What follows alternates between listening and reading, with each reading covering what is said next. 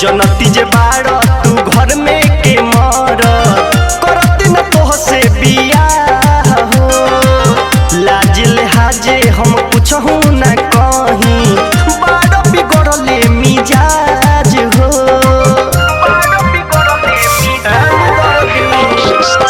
जनती जे बाड़ तू घर में के मर करती न तोह से बियाह हो। लाज लिहाजे हम पूछहू न कहीं बाड़ बिगड़ले मिजाज हो। सच हो जाई लागे सखी लोग के कह भइल बा अति दुख बेरी बेरी सह। मुँह मारोए बलम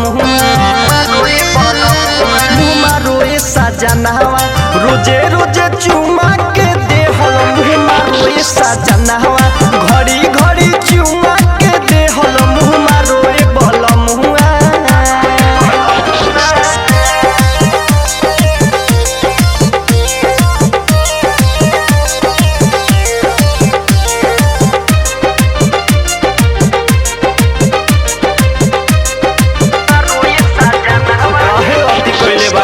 का कही घरवा के लोग तनी सोच हमर पकड़ ना विचार हो।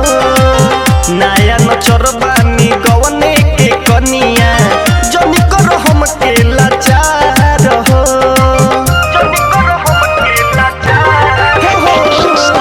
का कही घरवा के लोग तनी सोच हमर पकड़ ना विचार हो। नया नचरबानी गवने के कनिया जनी कर हम के लाचार हो। सगर जो गावले इज्जत हमर दह संजू धनंजय के साथ जब से रह। मुँह मारोए सजनवा